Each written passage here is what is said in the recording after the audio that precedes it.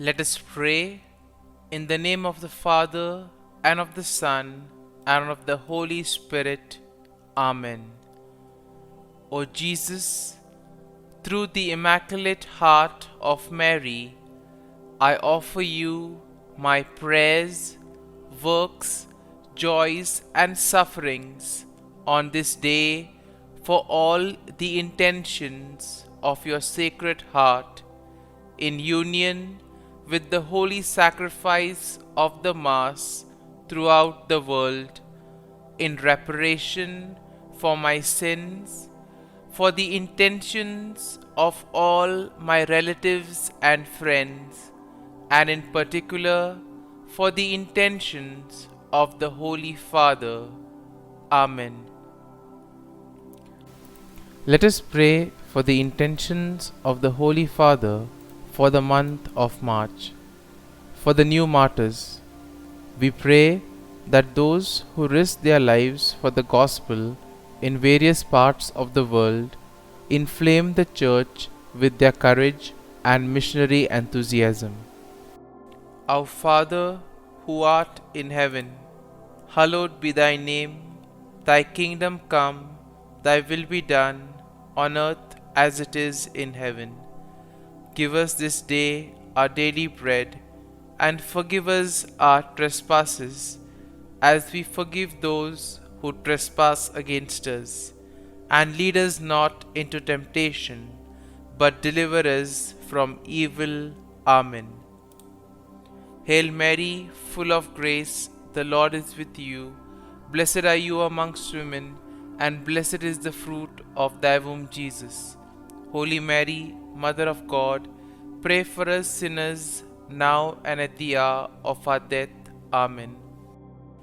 Glory be to the Father, and to the Son, and to the Holy Spirit, as it was in the beginning, is now, and ever shall be, world without end. Amen. My dear friends, the Word of God welcomes us this morning. And as we prepare ourselves to enter into this new day, as we prepare ourselves to spend this time with God, let us close our eyes at this moment and let us praise the Lord. Let us thank Him that He has woken us up this morning. He has given us good health.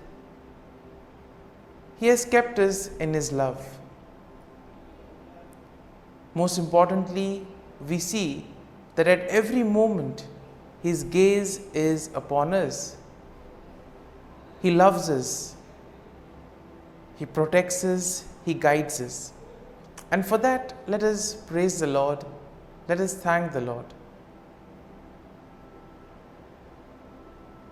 In our life, we see that there are many moments wherein we do not recognize the presence of God in our lives. There are certain moments that we take for granted, and therefore it becomes difficult for us to recognize the graces and the blessings that we receive from the Lord. And therefore, as we begin today's morning offering, let us thank the Lord for all those blessings that He has given us. We begin by thanking God for the gift of life, for the various talents, for the various capabilities that He has given us. We also thank Him for the gift of our family members, friends, relatives, near and dear ones, and all those who play a very important role in our lives.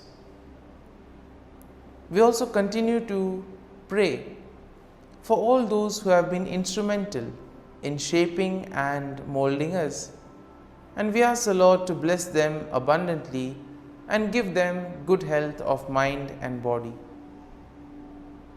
We also thank the Lord for giving us this new day, a day that may help us to complete some of the tasks that were left incomplete, or maybe today may give us an opportunity to reach out to others. Whatever we do today, let us ask the Lord to be part of it, let us ask the Lord to guide us, to show us the way, so that whatever we do may indeed reveal His love, joy and mercy to the world. At the same time, let us also thank the Lord for the various opportunities that He has given us, opportunities to use our talents and abilities for the better good. Also, we thank Him for the experiences that we have had. We all remember and cherish the good experiences, but there have been also experiences that have been bitter, that have been difficult, but nonetheless these have been experiences that have taught us valuable lessons in life, and therefore we thank the Lord for these experiences as well. Finally, we also thank the Lord for always being there with us, guiding us, protecting us, and let us ask Him to do the same today, so that every step that we take, every word that we utter, and every action that we do may reveal and radiate the peace, joy, and mercy of Christ to people around us. And therefore, my dear friends, let this day be a day of joy and blessings in the name of our Lord Jesus Christ. And therefore, today we shall reflect and meditate on Psalm 52. As usual, we shall have an overview of the psalm, and then we shall go into its details. Now, generally speaking, Psalm 52 is a lament that is written by David, and it is likely in response to the treachery of Doeg the Edomite. Now, we know that Doeg the Edomite had betrayed David to King Saul, and this psalm is divided into two main sections. So, the first section contains verses 1 to 5, and this will describe the wickedness of Doeg and his eventual downfall, while the second part of the psalm, the second section, which has verses 6 to 9, they offer a contrast between the wickedness of Doeg and the faithfulness of God. Similarly, we see that when we look at the psalm gives us a picture of what it is to be faithful and what it is to trust and place our faith in God. So therefore, verse 1 begins with David directly addressing Doeg, calling him a mighty man who boasts of evil deeds. And then David asks why Doeg boasts of evil and warns him that God will eventually bring him down. In the second verse, we see that David's warning to Doeg continues, and this reminds him that God's judgment will be swift and thorough. David compares Doeg to a sharp razor and a deceitful tongue, highlighting the danger that his words and actions pose. Moving on to verse 3, we see that the verse emphasizes the extent of evil that Doeg does, describing him as the one who loves evil more than good, and therefore lying more than speaking truth. Therefore, we see that Doeg has been one who has been lying a lot rather than speaking the truth and wanting to know the truth. And therefore, Doeg is warned by David that his love of evil will ultimately result in his destruction. And therefore, the following verse 4 also continues this same description that David does of Doeg's wickedness, comparing him to a devouring fire that consumes everything in its path. And therefore, David notes that Doeg has set himself against those who are righteous and warns that God will eventually cut him off. And therefore, this first section is concluded in verse 5, where we have David again warning that God will bring Doeg down. David notes that Doeg will be uprooted and driven away from the land of the living, and that the righteous will ultimately see his downfall. So therefore, this first part of the psalm is kind of a message of hope to most of us. We live in a world where we see so much of evil, where we see so much of corruption. We see so many things being done in the wrong manner. And sometimes we may ask, how is this permitted? How does this happen? And here this first part of the psalm gives us hope, saying that eventually all those who do evil will have to face the consequences. They will be cut off from the Lord. And therefore, the first section of the psalm emphasizes that we need to do good. We need to focus on the truth, focus on righteousness. We now move to the second section of the psalm. And the second section shows us how David contrasts the wickedness of Doeg with the faithfulness of God.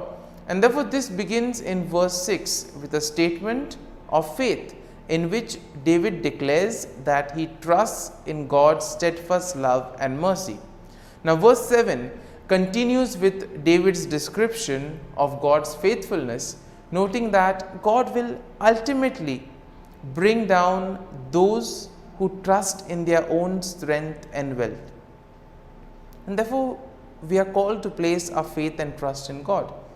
When we place our faith in ourselves or in the worldly things, ultimately they will lead to our downfall.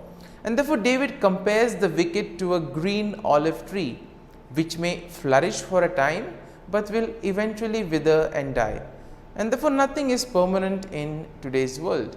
Therefore we need to place our faith and trust in the Lord, so that when the time comes, the Lord will take care of us.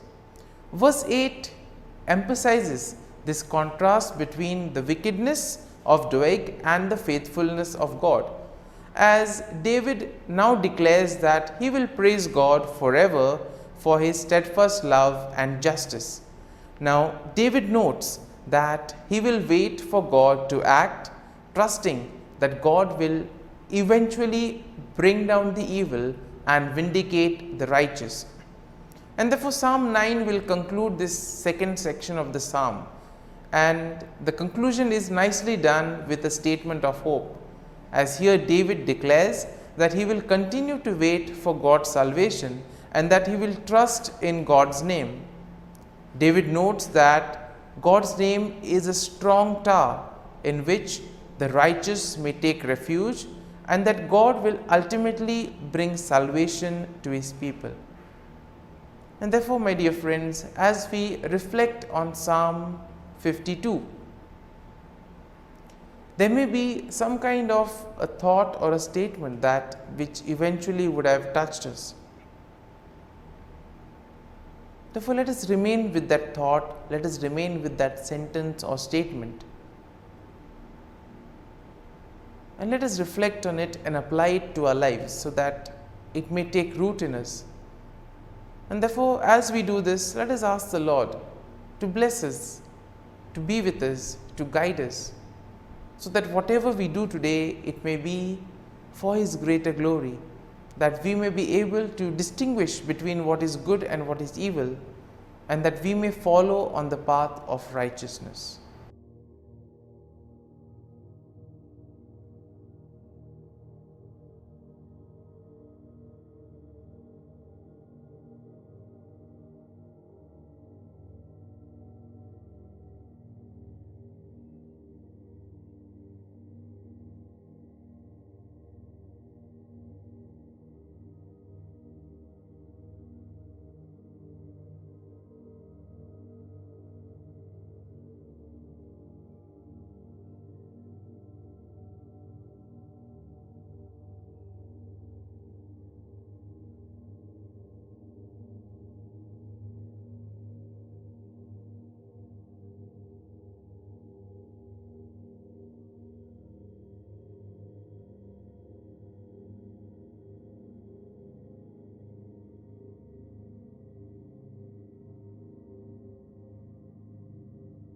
Prayer to Saint Michael the Archangel for protection. Saint Michael the Archangel, defend us in battle. Be our defense against the wickedness and snares of the devil. May God rebuke him, we humbly pray. And do thou, O Prince of the heavenly hosts, by the power of God, thrust into hell Satan and all the evil spirits who prowl about the world, seeking the ruin of souls. Amen. Act of Adoration. O Sacrament most holy, O Sacrament divine, all praise and all thanksgiving be every moment thine. Saint Gertrude Prayer for souls in purgatory. Eternal Father, I offer Thee the most precious blood of Thy divine Son, Jesus, in union with the masses said throughout the world today, for all the holy souls in purgatory, for sinners everywhere, for sinners in the universal church, those in my own home and within my family. Amen. May the divine assistance remain always with us, and may the souls of the faithful departed through the mercy of God rest in peace. Amen. Glory be to the Father, and to the Son, and to the Holy Spirit, as it was in the beginning, is now, and ever shall be, world without end. Amen.